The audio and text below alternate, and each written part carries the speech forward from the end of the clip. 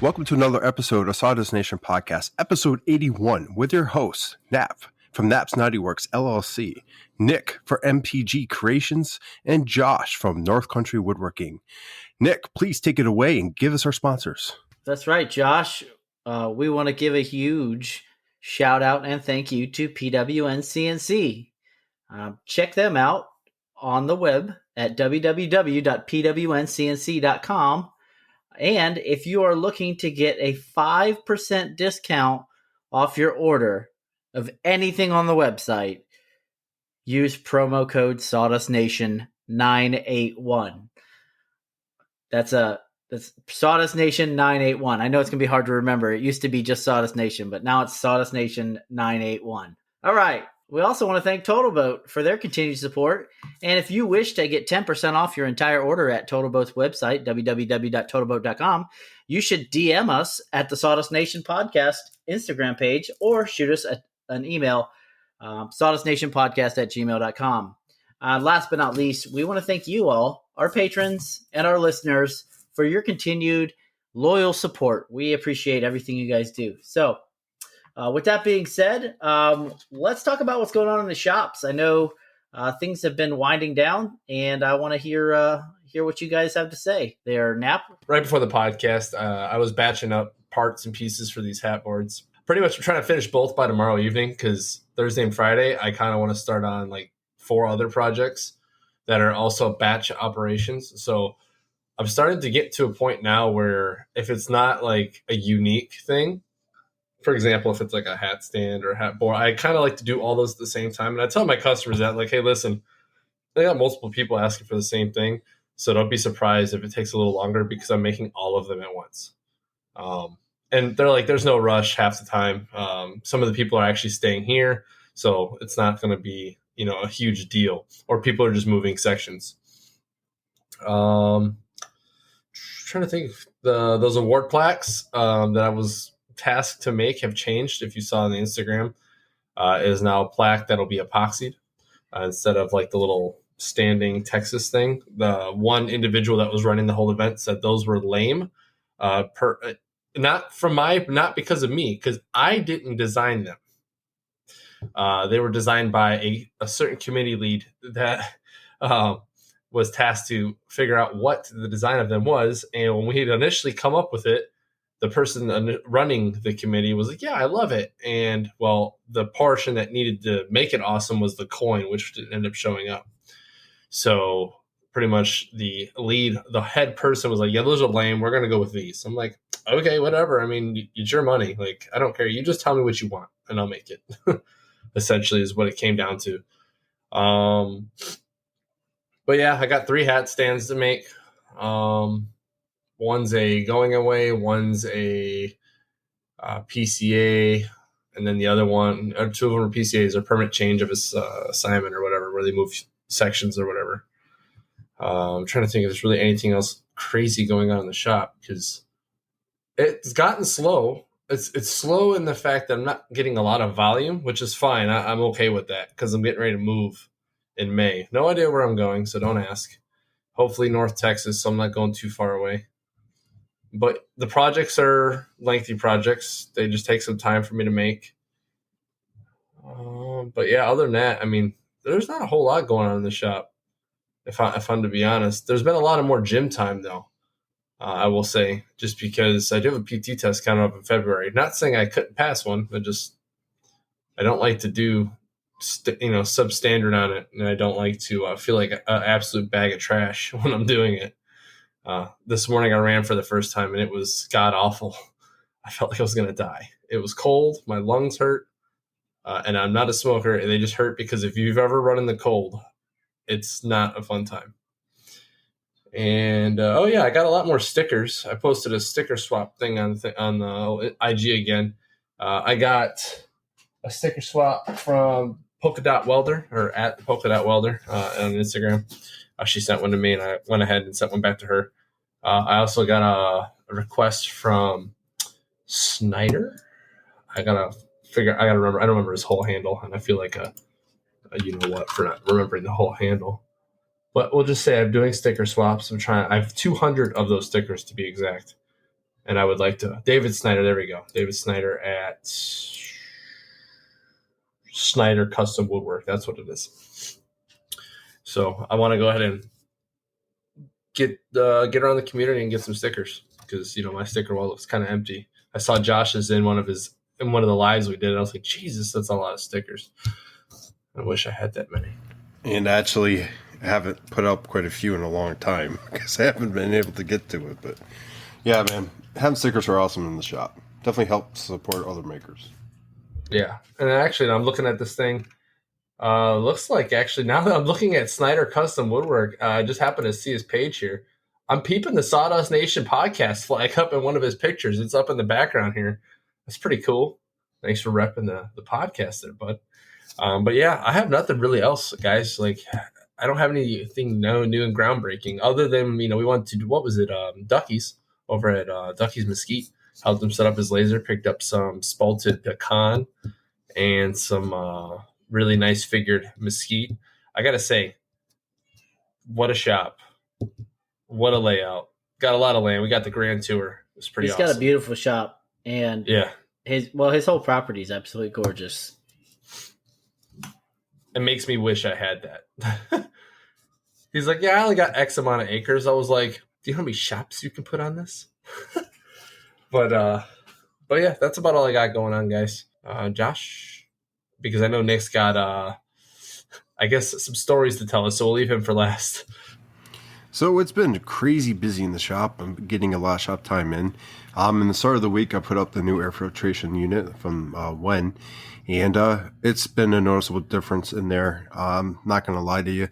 It's nice in the fact that it's quiet, so I can run it and not be, having to wear ear protection.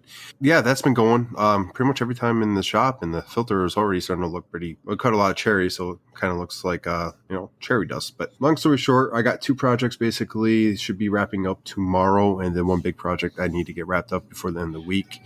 I have 2 projects that are kind of loose time frame that I need to complete. One's that dog crate topper, and the other one is it's like a family photo picture frame with a saying on the side, and then another shadow box after I do the current one that's due here. A lot going on. I've been using the Glowforge left and right, doing a lot for the one project for the command chief here. He's going to, I don't know, this is for retirement, I believe. Yeah, it's 20 by 20 round plaque Wonder Woman symbol in there with all the seals of all the services, his rank, and some patches. It's layered. So the first layer is walnut. The second layer of the Wonder Woman logo is cherry. And then all the logos and seals are actually maple. So a lot of contrast to it. It looks pretty good, even unfinished. So I'm pretty happy how that's turning out. And then the coin holder that goes with it to another individual that's PCAing will be getting a small coin holder. And they're going to have their patch in there and a little plaque. So that's all painted. The racks are in. I'm sealing it now, and then I just have to do basically the frame and glue down the patch and the plaque. So that's pretty much that's almost done.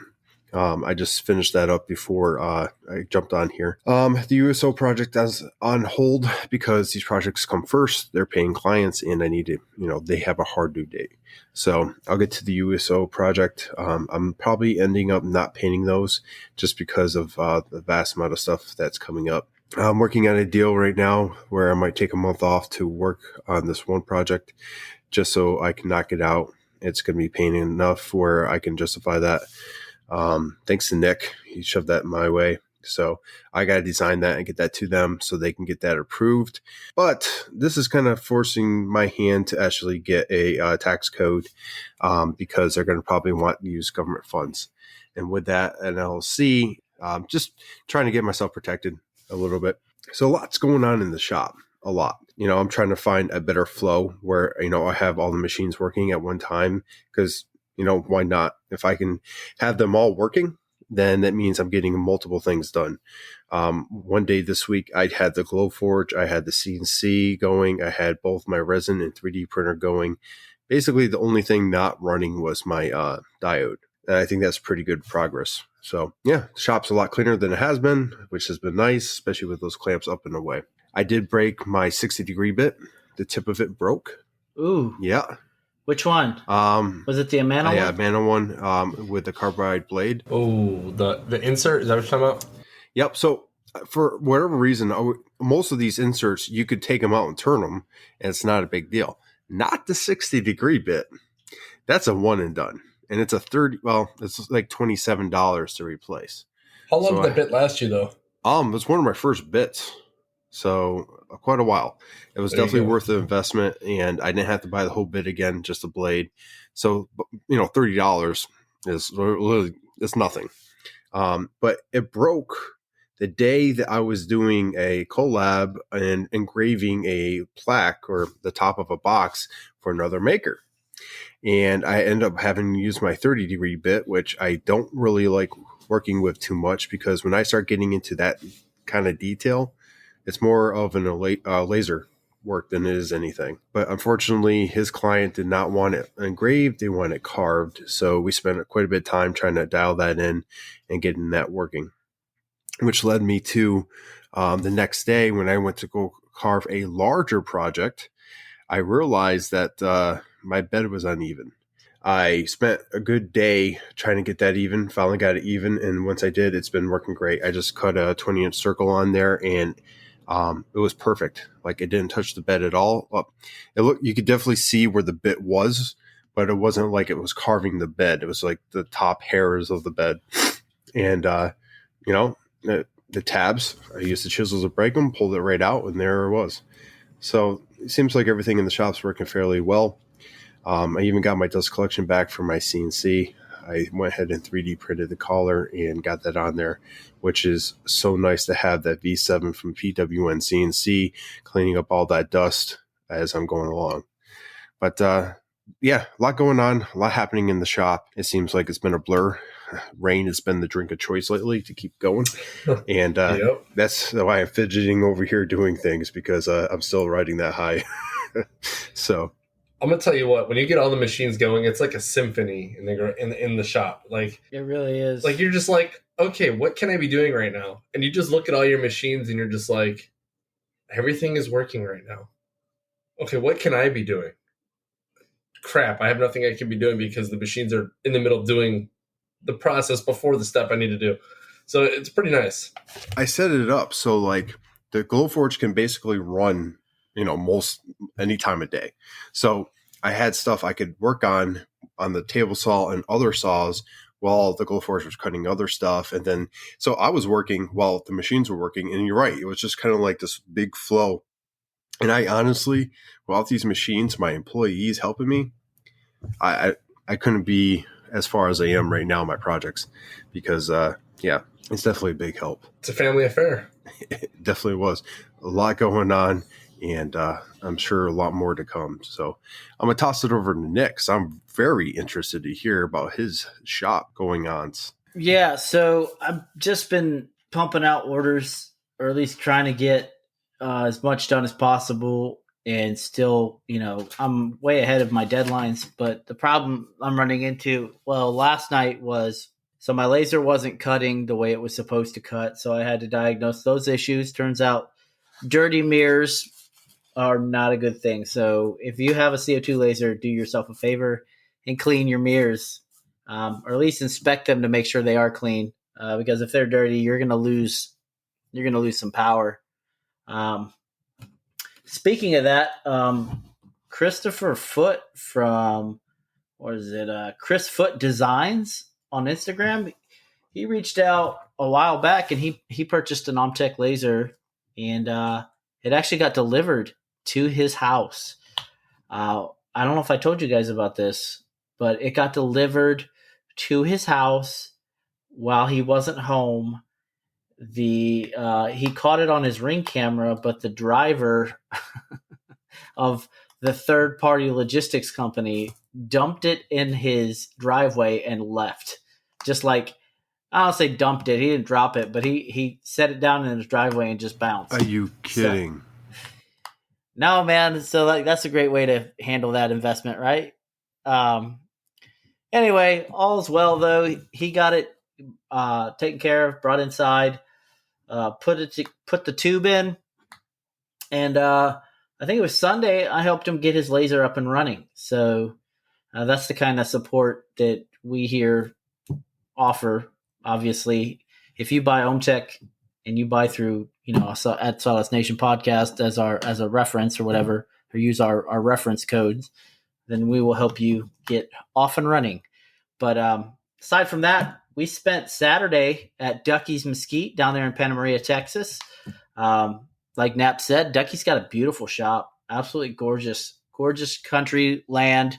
Plenty. He's got his own sawmill, so he mills up his own mesquite wood and his own pecan wood or whatever people bring him because they know he's got the mill. But yeah, it's definitely something that I look forward to doing someday. One of those retirement things for me. Absolutely. Imagine being able to mill your own wood and then create something from that.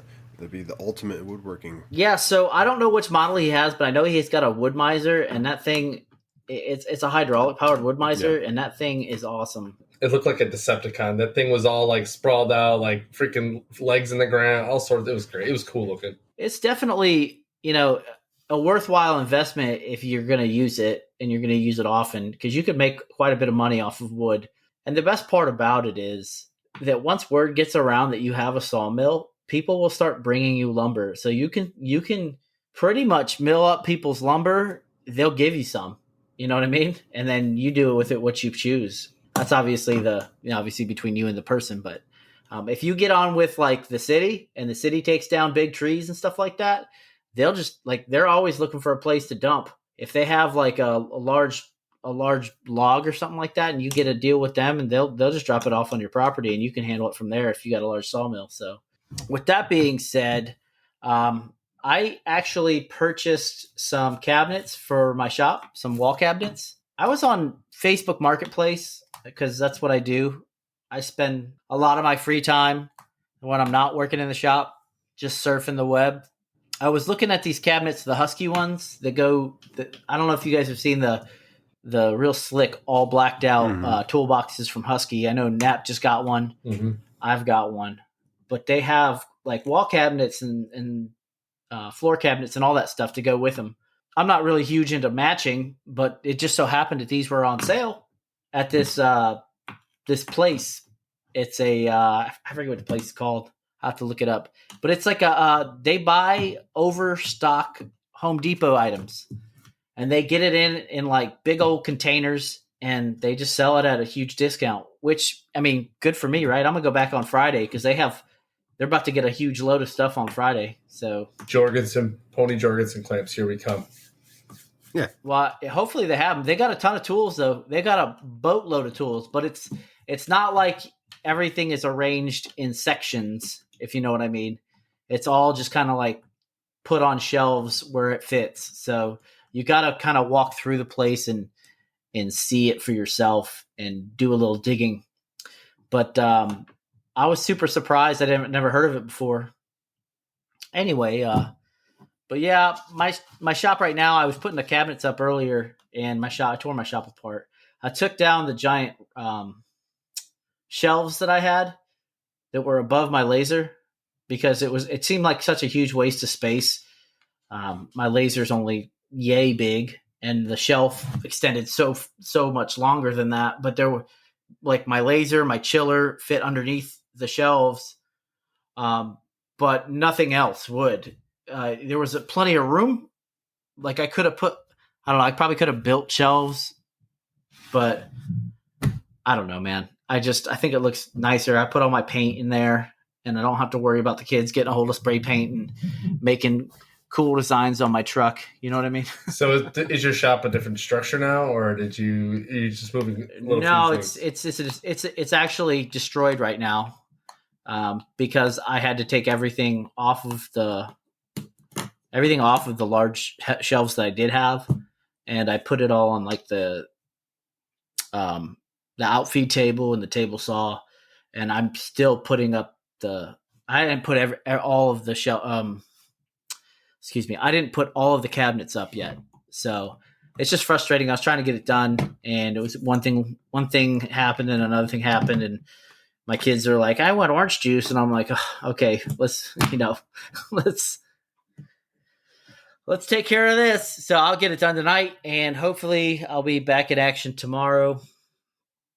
One of my customers reached out to me, and they're like, "Hey, did you ship my order yet?" And I was like, "Yeah, I shipped it last week." Hold on, my son's here. I wonder where this is going to go. Yeah, it's going to be I shipped it last week. Well, I still haven't received it yet. Yeah. Talking about shipping, I shipped like 6 packages today myself. Yeah. On Shippo? Yeah, use Shippo. Got it pretty easy. Just went to the UPS store, or the USPS, and easy peasy, lemon squeezy. But I was thinking that. Oh, yeah. So I shipped off a shadow box yesterday, the United States shaped one. That was good. I actually filled it with everything that needed to be filled in it. And I had to buy. So here's what I did. And honestly, if you give me your items to put in the shadow box and it's up to me, I'm gluing everything down. I'm not going to mess around with worrying about stuff coming loose during shipping and all that jazz. It's in there permanently regardless. I mean, let's be real. So I took a full set of like full scale metals, and they didn't fit on the rack that was given to me, like the ribbon rack that was given to me, because it looked all weird. They were all covering each other up. So what I did was I got 3 individual, like 1 row racks, and I put them in there, and then I glued everything to the surface of the felt. It looked great. It turned out really nice. A good test on that is to turn them upside down to see if they start hanging, because they are kind of heavy. But that's the same thing I do with coins too. If you give me a coin, I'm gluing that sucker in there, because I'm not having that thing come loose during shipping and start kicking around. You know what I mean? I love when they say, "Oh, can you use that type of glue that you can remove it?" I'm like, no. Well, you can remove anything from anything. You're just gonna have to use an angle grinder or a bench grinder to get done. Well, yeah. So, I mean, honestly, though, I don't foresee any issues with that. It's a momenta. As long as it's in there square and looks good, then I think it's fine. Oh yeah, my customer reached out and asked, "Hey, did you ship my item?" I was like, "Yeah, I shipped that like 4 days ago." So I sent him. When you in Shippo, you can there's a button you can click that sends the customer an email saying, "Hey, your order's on the way," or your package is on the way. So I clicked it, and I don't know if he got the email or not. But long story short, I sent him some pictures of the baton holder that I made, and he was super, super happy with it. And I was like, well, hopefully, it's not done yet, because it's still got to make it through the gambit of UPS. But here's another thing I've been doing lately, and I know it's kind of a red flag for package handlers, but if they see like a fragile sticker, they're going to like kick it around like a soccer ball. But I do it to cover my own rear. So anytime I ship something, I'll take a picture of how I pack it. That's a good idea. How I wrap it with pre-wrap, how I box it up with the box, and then all the labels and stuff I put on it. Like I have a ton of fragile stickers, and I put like at least Amazon. They were like, I think it was like $5 for 100, and you just get them. They're like, can you find that in our link? No, I haven't put them on there. I didn't think about it, man. I'll put them on there. But yeah, it's just one of those things you don't think about, but it's more of a leg for you to stand on if you're making file a claim if something gets damaged, to be like, look, everything, here's all the pictures, everything I made, or everything I packed this with, more than enough. I used foam around it. I had some like garage insulation foam, which was like that styrofoam stuff. So I cut that up, wrapped it. Oh, I wrapped it in bubble wrap. I put cardboard over the glass, which is plexiglass anyway. That's to cover my rear, because I don't want them getting a shattered box, And then obviously you just do step by step. It's a pain in the butt to do it though. If you forget to do it, you better hope that package gets there okay, because if it doesn't, these companies like to put all the blame on you, saying like, you did it wrong, you packed it wrong. You know what I mean? Just beware. If you factor it into the price, like you can actually use high quality materials to pack your stuff up. And I was watching Mike LeGregney. He was talking about on one of his stories this week. He was talking about how he packages his items up for shipping. He was sending something to Canada.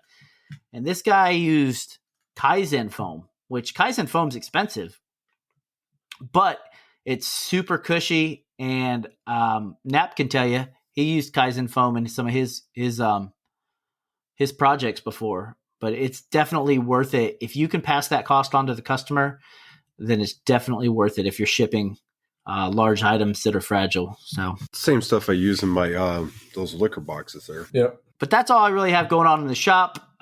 Nothing too crazy, I guess. I got something, man. So it's funny. Nick and I feel like have been saving the woodworkers of San Antonio lately. Oh yeah.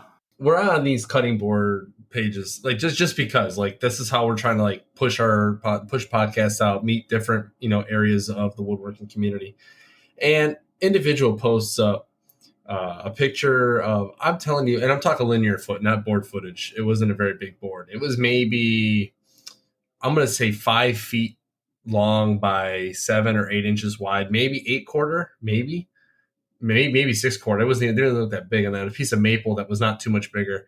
This dude paid like $350 for this. Yeah, he got excuse my French, he got boned.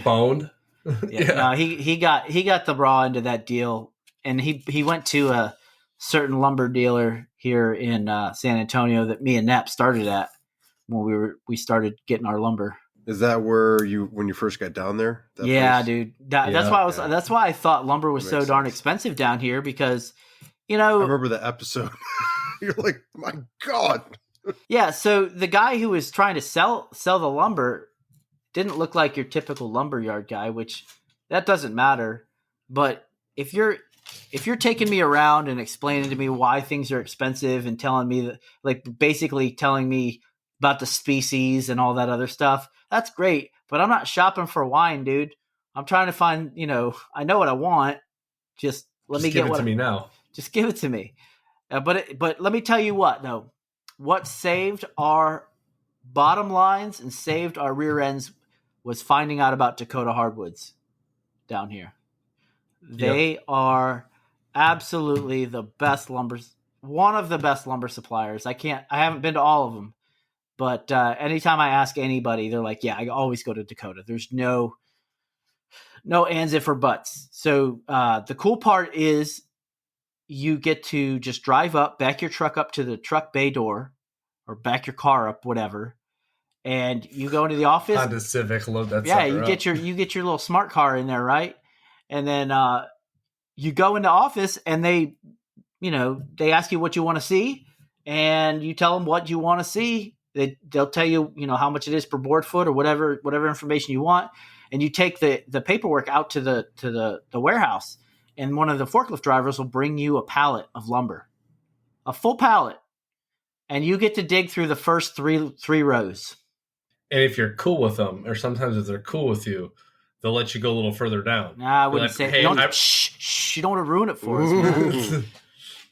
No, so the best part is when you're looking for like a really wide board, and they know me and Nick as far as like we want the wider planks, because it makes our job easier.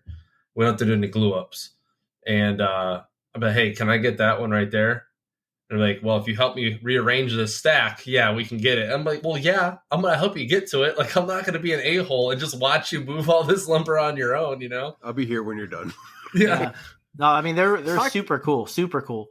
Dakota Hardwoods. Yeah, down here in San Antonio. There's one in, they're all over the place in Texas. One up in Dallas. I think one in Austin. I know a certain somebody that definitely wants to visit that, Joey Steelblade. Yeah. Going up there and doing that for a while. Joe, we talked to him this weekend. We're trying to like weasel our way into going down and helping Joey. No, these were the words he used. Y'all just want to be freaking nosy. Those were his words. Yeah, we just wanted to go down. We want to go down and see Joey's shop.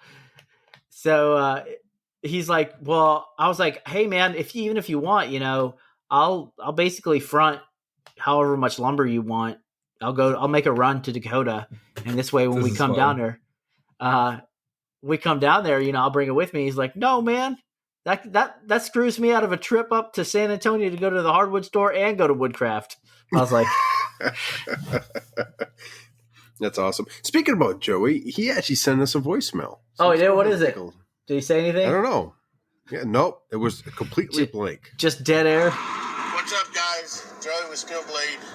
So, my question for today's show, if y'all get a chance to answer it, is I want to do some laser etching on acrylic, and I want to put down ore mass so that I can come back and paint the laser etching so it kind of brings it forward through the acrylic. What do y'all recommend upping the power to compensate for the ore mask that you put on there to get the same, I guess you could say, the same result as if you were not using the ore mask? Thanks again. Any help, tips would be greatly appreciated. And great show. Bye now. All right. Thanks, Joey. That's a good question. So I can't give you a definitive answer because I don't own your laser. I don't have your power, your 80 watt laser that you have. However, I would run it as normal. And if it's not cutting through the ore mask and not cutting deep enough to your liking, run it again. You can also do tests. I would do tests beforehand to see, just on a small piece and see where you're at. That's probably the best way to do it. And if you are putting paint over top of the ore mask, just be aware, let it dry before you peel the ore mask off. I'm pretty sure that you know that already, but for everybody else, if you don't let it dry, it's going to smear all over the place and become ugly. But fear not, because rubbing alcohol is a thing, and it makes your life a lot better when you're done with all of that peeling off the ore mask. It's going to leave a little bit of residue. Use that rubbing alcohol, and it should take the residue off. It should take any paint that happens to get, if it gets on the surface of the acrylic where you don't want it, it'll take that off, and it'll make that acrylic nice and shiny again. What do you think, Nap? So, I think you're exactly right. Test pieces is really the big answer here. I'm 20 up from you, and Nick is 20 down from you. So, there's really no definitive answer. You're in between. But ore mask melts pretty quick, pretty easy. I've etched over it before, and I really didn't have to do much different, to be honest with you. But I will tell you this. You're using a vinyl filament on acrylic. And the only thing, and I know Nick has done it, but the only risk that I see is possibly melting the ore mask to your acrylic. It'll peel off, man. It'll just leave a residue. Okay. And that's what that rubbing alcohol will take care of. Go ahead, Josh. Sorry. I've actually never used acrylic in the Glowforge, and obviously a different animal all by itself. But I have used ore mask on different types of wood, and it works just fine. And I don't think you're gonna have to adjust any power. It's so thin. You guys said it perfectly. Do some experimenting. That's the best way to find out, and then share it with the crowd so we all know. Share it with the crowd. Yes. But we also got some people writing in some topic ideas and some questions. Yep. We can go ahead and pull those up. Yeah, I got one. Go ahead. From so John Dominic writes, he's from JD Woodworking and Designs. He said, my question is regarding business names. When is it too late to change your business name, and how many times is too many? I've changed my business name 3 times over the past 3 years to better suit my content and creations, and I think it was totally worth it. It was originally JD Turning when I started because I used to turn a lot of stuff on the lathe. Then it was JD Turning and Designs because I started moving away from turning and making cutting boards. Now I'm at my current name and have completely moved away from turning, making tables and furniture. So I'll let you guys take it, and then I'll go ahead and give you my piece on it. I'm going to tell you what, my man went from one extreme to another. He went from turning to cutting boards. So, hey, screw it. Let's go for the big stuff. But as far as name changing, so I haven't changed my name yet. Just because I thought it was pretty catchy and kind of encompassed everything. But I will tell you this. I don't think there's really a limit on changing your name, but I will tell you what to caution on. When you change your name, it changes your branding. So when people know you as one thing and you change to something else, it could sway people away. But it also when it comes to doing taxes, doing any of that stuff, if you have an actual LLC or any of that stuff, it kind of can screw with things. So when you eventually establish, if you haven't done it yet, because I'm not sure your establishment progress, but when you do, make sure you're good with your name, because when you go to change your name, that changes everything. Bank accounts, business background stuff, all that stuff changes. So I think your current name is perfectly good. I would say that as long as it matches what you do, I mean, I think it's pretty good. But what you got, Josh? So I think there was too many times you could change your name. In the beginning, when you're not branded and people know you by a certain name, yeah, go ahead. Change your name until you find the one that fits. But if you've been established for a while, you said it perfectly, Nap, that, people know you by that name. I went and changed North Country Woodworking to, I don't know, Blue Coast Woodworking. I don't think people will be really confused. You know what I'm saying? South Country Woodworking. Yeah. Coming down. Really confused. Anyway, what I'm trying to get at is, like, it's important in the beginning, I feel, to sit down and really try to come up with a name that can accompany anything you plan on doing. It's one of the reasons I went with just the broad woodworking. Workshop would have been probably better, just because, sometime I would like to get into welding and other stuff. But I mean, like, it's always going to be woodworking centered. So, I mean, like, I'm okay with it not being workshop. Like I mentioned during my shop talk, I'm in the process of finalizing, everything. I'm doing my research, making sure that's not an issue. And once I do, that's what I'm stuck with. And I'm okay with it. You have a good name. It kind of wraps everything up. And that way you can go back and forth with whatever you decide to do. As far as like all the taxes and stuff, Nap hit it on the head. So with that, I'm going to pass it over to Nick and see what his 2 cents are. I think when you started out, you were obviously hyper focused on one aspect of woodworking. I think that having a name that encompasses a broad spectrum of mediums that you're going to be using can be helpful, especially if, like, you pigeonhole yourself into a woodworking name. People are just going to associate that, even if they don't know what you do, right? They're going to hear that name. They're going to be like, oh, he makes stuff out of wood. My name was from NPG Creations. Doesn't really say what I make, but at the same time, it doesn't really exclude anything. Was that on purpose? Because I'm pretty sure I know the story behind your name, and I had to ask him too. It wasn't on purpose. It was on purpose because I was trying to do multiple things, because I did a lot of painting as well. And I'm not talking about painting of like houses or painting whatever, like rooms, like an actual painter would. I'm talking like I used to do these paint and sips. I don't know if you guys know what those are.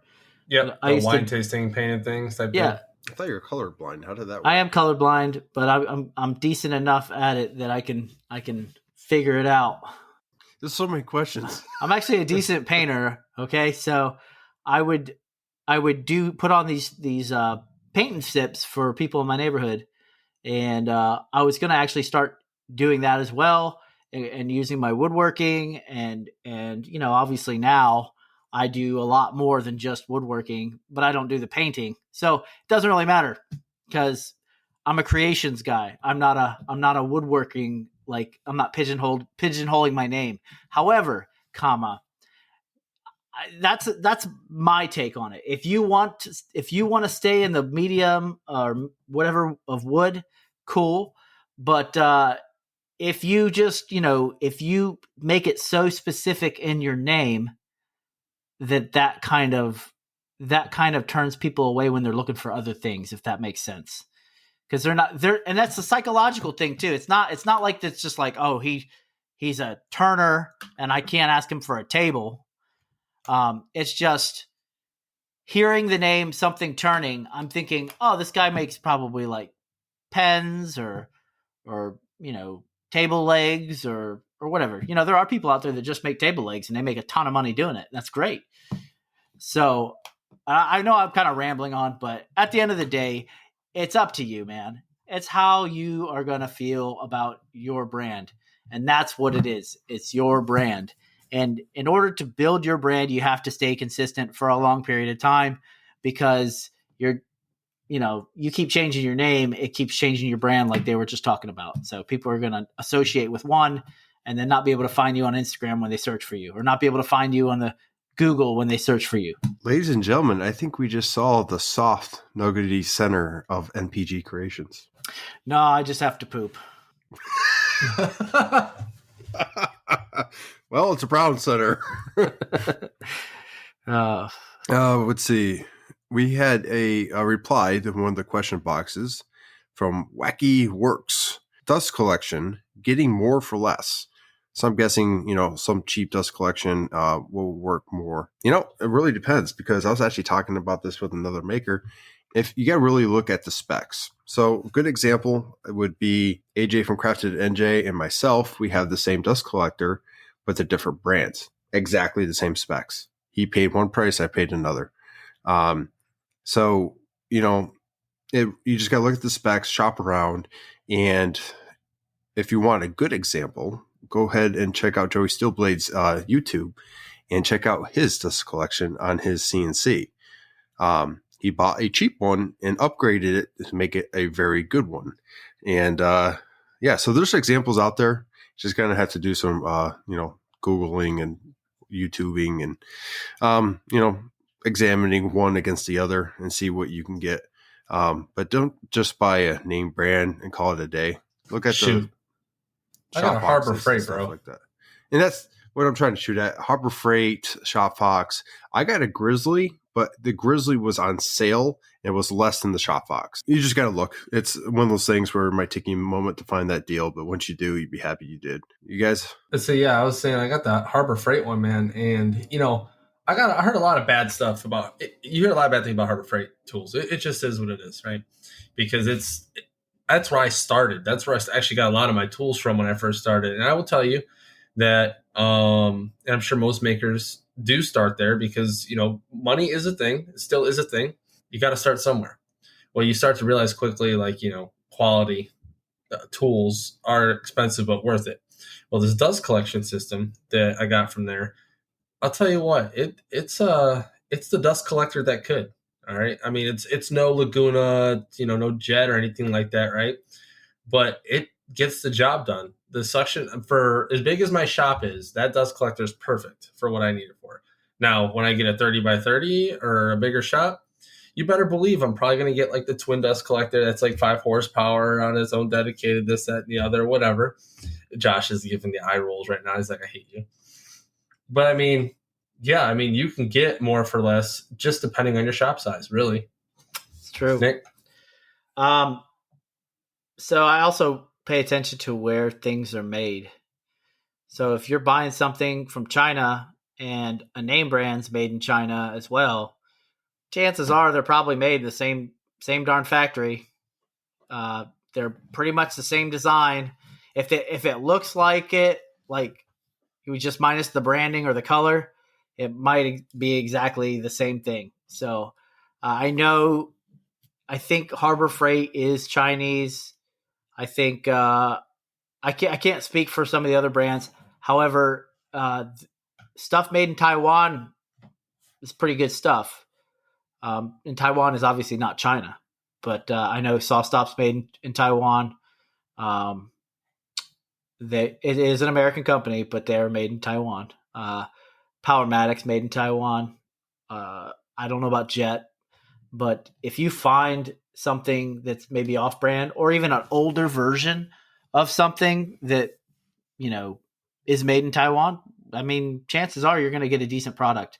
Chinese stuff, whatever. It's hit or miss whether or not you're going to, depending on what you're buying. There's nothing wrong with buying from Harbor Freight. Nothing at all. Well, I think that ends that.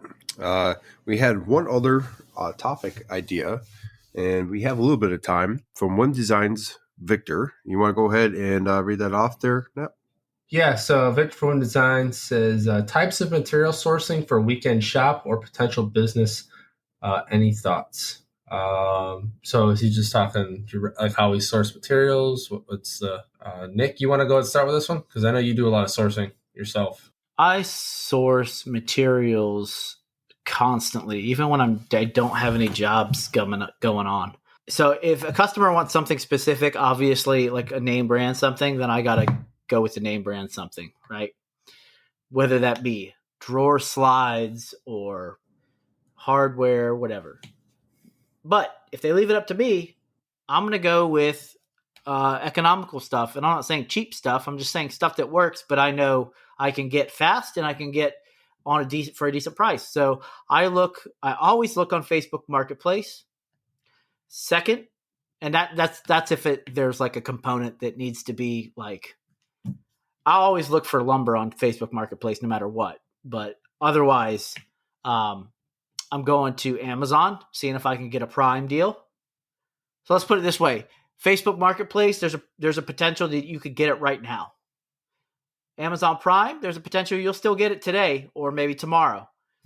Last but not least, I'll check out eBay. Every now and then I'll go to the store and look, or I'll Google search or I'll search on like Home Depot or whatever. But it's hit or miss with that. My goal here is to get the best products that I possibly can for the cheapest price that I can get them, because that helps me out. But I will not compromise on the quality. So let's put it that way. I'm not going to go buy something that I know is going to break or has a high probability of only lasting for a few weeks of use, like some hinges or something like that might fall apart. So I look around. I know my wood sources around me. I've shopped around for basically every project, see if I can get a better deal on the wood prices. If I have more time, then I'm going to probably go get a slab, because I know I can get a slab a little cheaper and then break it down. If not, then, I'll buy more expensive wood that's already been planed and ready to go. I don't go as crazy as Nick. I kind of find my sources and I stick with them. Once in a while, I'll do some more research and see if there's something better. But yeah, it's just something you kind of fall into and something you have to actually research, because if you don't, you're probably going to miss out on a deal. And Facebook Marketplace is an excellent source for looking for some of that stuff. But I don't rely on it heavily. I try to find a reliable source I can find 99% of the time. And then when I have time, I'll go ahead and search other sources. But it's a lighter version of what basically Nick said. Nap? I mean, you can't really beat this dead horse too much. Anytime I'm looking at sourcing things, I look at my most consistent products. Like for a while there, I had a lot of hat cases. So I actually have like 5 sets of LED lights on standby, because those take a minute to come in, like 3 or 4 days, even on Amazon Prime, just because of where they're coming from. I get more than one sheet of plywood at a time. Like when I go to Dakota Hardwoods, and I'm picking up plywood, I get another sheet, because guess what? You mess up. But guess what? If you don't mess up, now I still have that and it's there. Classic example, Nick was cutting the backer to one of his shadow boxes, and he realized that he had used it by accident for something else and was like, mother trucker. And he goes, Nap, I need help. Do you have plywood? I was like, yeah. So he ended up coming to pick a piece up for me. So that's another reason why I always keep extra materials, not just for Nick, but any other makers. Because I got a handful of makers that reach out to me and say, hey, Nat, do you have this? Do you have that? Saves them a trip. But I also start looking at product possibilities. So like bottle openers and things like that. Like I have a drawer of like the hand bottle openers, the wall mounted bottle openers. When I eventually get to making a prototype, if you will, a working prototype for Mountain Home, I can start advertising stuff like that. Spray paints and those things, I always grab extra cans of black. So like I buy black spray paint by the box just because I use a lot of it.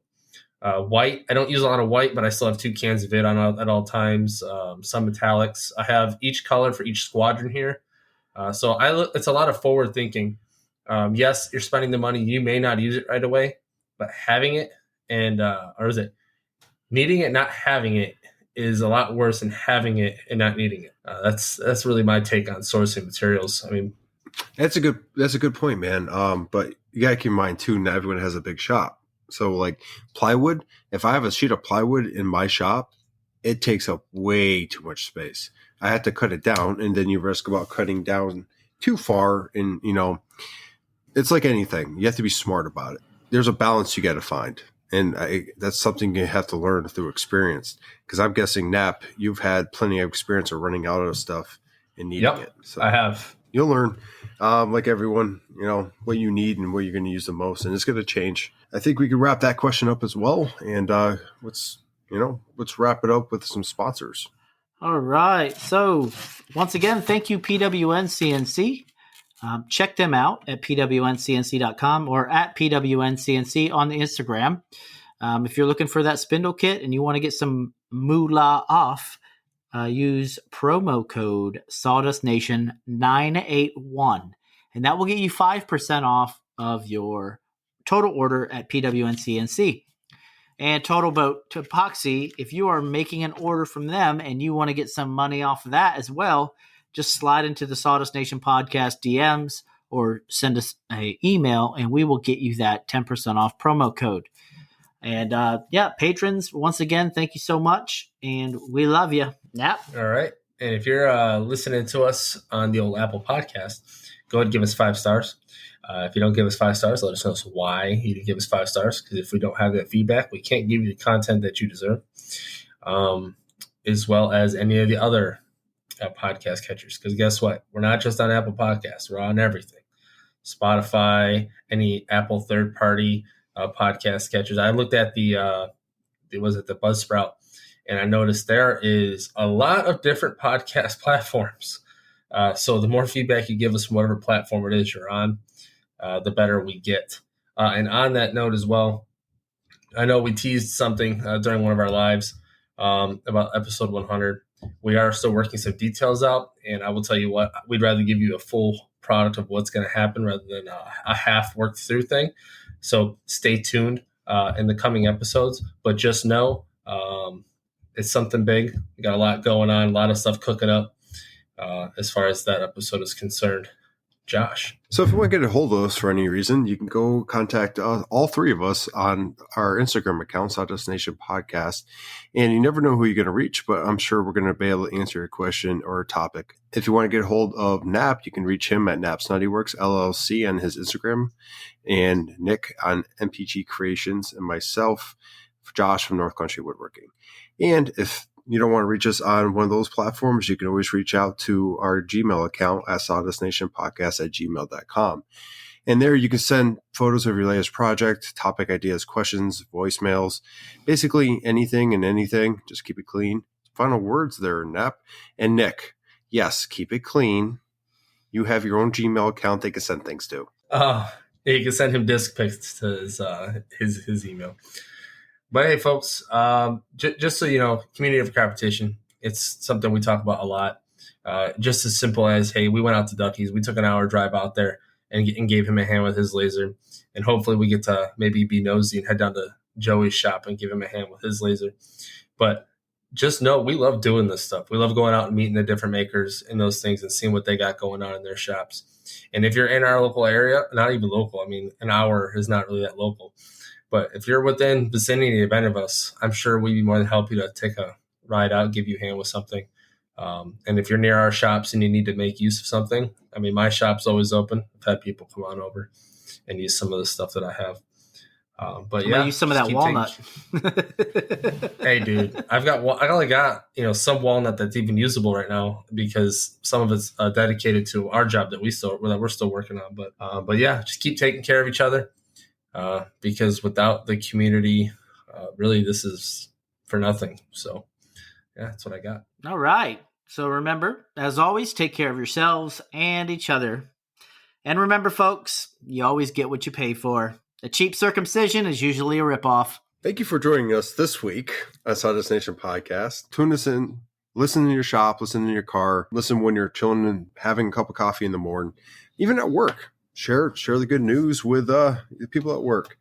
The more people that listen, the more we could do. We can make episode 100 special, but episode 200, 300 hopefully is out there. More people listening, the more Patreons we have, the more we can give back to you guys. And with that, thank you to everyone that listens to the podcast and goes out in the shop to make sawdust. And with that, Sawdust Nation, ow!